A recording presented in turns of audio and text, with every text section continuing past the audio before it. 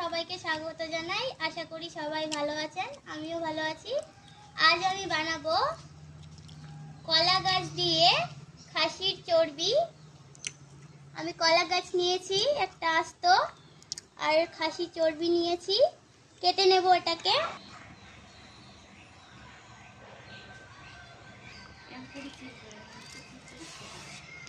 বন্ধুরা, আমি চর্বিটাকে এখন কেটে নেব। দেখুন কত বড় চর্বিটা নিয়েছি। এখানে আমি কিছুটা মাটনও নিয়েছি। এখন আমি চর্বিটাকে কেটে নেব।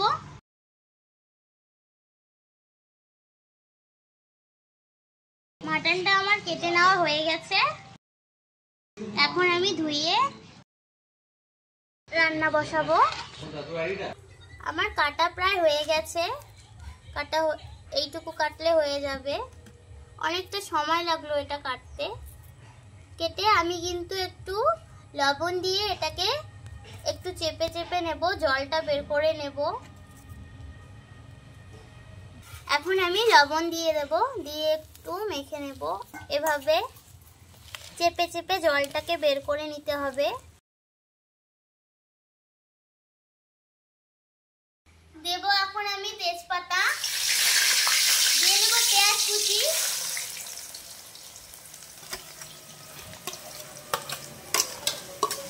এটাকে এখন আমি ভেজে নেব। দিয়ে দেব রসুন বাটা, আদা বাটা,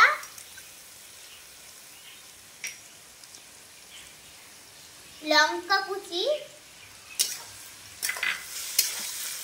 দিয়ে ভালো করে ভেজে আমি মাটনটাকে এখানে দেব, মাটনের চর্বিটা।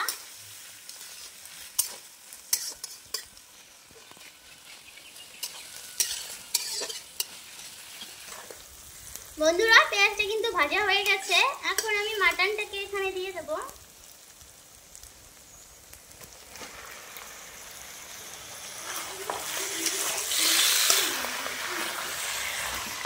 এখন আমি মশলা দিয়ে দেব।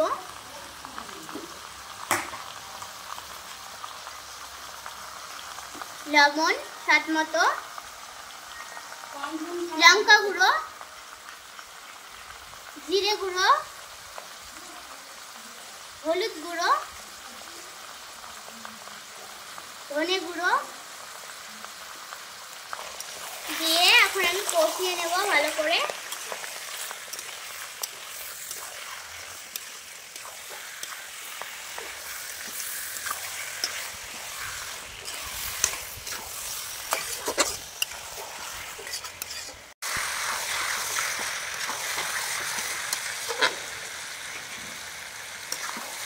আমি কিন্তু এখানে কোনো রকম কোনো জল ইউজ করব না, জল ছাড়াই আমি রান্নাটা কমপ্লিট করব।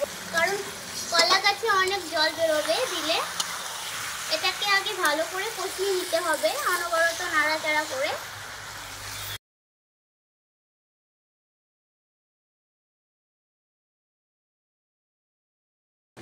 দেখুন বন্ধুরা, জল না দিতেই কিন্তু কতটা তেল বেরিয়েছে, মনে হয় জলের মতোই। এটা দিয়েই কিন্তু মাটনটা সেদ্ধ হয়ে যাবে। আমি এখন দিয়ে দেব এগুলো, কলার গাছগুলো দিয়ে দেব।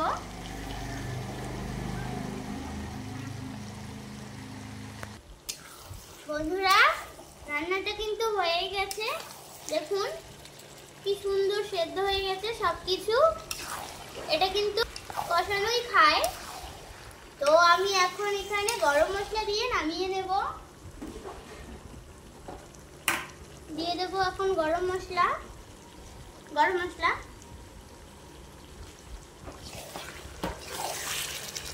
দিয়ে এখন আমি নামিয়ে নেব।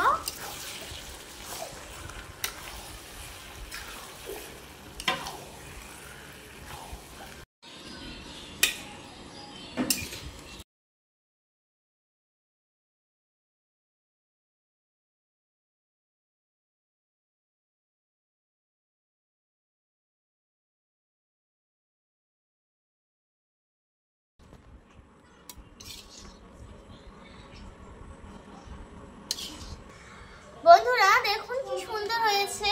দেখতেও যেমনি সুন্দর তেমনি কিন্তু খেতেও সুন্দর হয়। ভিডিওটা যদি ভালো লেগে থাকে অবশ্যই লাইক কমেন্ট